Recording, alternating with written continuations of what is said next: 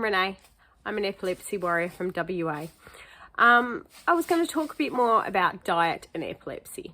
There's many sorts of different diets that you can do, and dieting is extremely hard.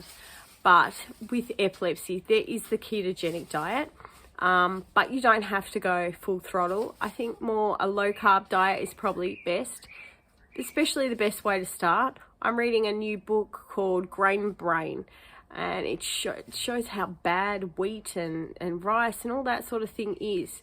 It's very different today, what we're eating today in the wheat to what we were eating 50 years ago. And it desperately affects the brain, as this neurologist says in the book. I've only just started reading it, and I don't even read it. I download the audio version because I find it a little easier for me to stay focused on.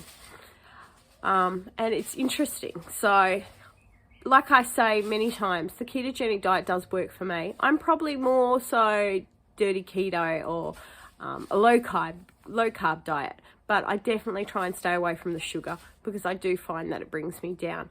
I also don't drink alcohol. I haven't drunk alcohol for probably 15 years. We have addiction in my family, and you either do it all or nothing. So I chose to do it not at all. The last time I had a drink of alcohol, I ended up crying the whole night. So I was like, yeah, no, this is no fun. I'm not doing it anymore. And that's probably why I've been so lucky with my seizures, because I don't drink. I don't smoke either. I don't take anything. When they try and give me painkillers, when I had a root canal or when I had my kids, I said no, because I just didn't want anything else to interfere with my medication.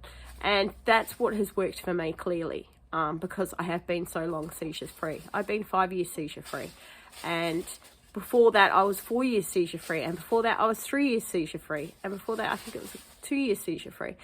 But the only reason that I ended up having the seizures because at the time we were trying to get me off the Epilim so then we could have children. So otherwise it probably would have been even longer than that. So that's why I say Epilim, it's not good for girls at all, because when we wanted to have kids, it took a lot of work trying to get me off it. In the end, we couldn't get me off it because my body was so used to it. And even today, I'm still on 200 milligrams a day. So that's why I have very strong beliefs about Epilim. I actually saw my neurologist yesterday, and he actually agreed with me, and he says that he doesn't give it to teenage girls either. He tries other medication first. He uses it as a last resort. So hopefully more of the neurologists will get on board and agree with that. But as I was saying with diet, the best thing you can do is try a high-fat diet and a high-protein diet. You'll find it makes your body feel a lot better. It gives you the energy that you need. And I think a lot of the carbs have to do with the brain fog, a lot, from what I'm reading up on now. And even my neurologist agrees, and he's really happy that I'm on the keto. He says I can cut it down a little bit when I lose a bit more weight, but to be honest, I don't really want to cut it out. I know it sounds like a big ask to give up. My husband's Indian, so he eats a lot of carbohydrates. So it's hard. I cook curry for them. I cook biryani for them, and they eat a lot of rice. And it's hard not to want it. But I look for ways to find, replacing it with something else. So like with lasagna, I make my keto lasagna, and I use eggplant instead of pasta sheets. So, and with my cream cheese sauce, I use cream cheese instead of flour, and it tastes even better. So there is ways around it. It is a big give up, but I definitely recommend it. I think it is a good, it works well. Even if you just try it for a week or two, just to see if it works, at least you can say, yes, nah, it didn't work. It wasn't for me. It was just too hard.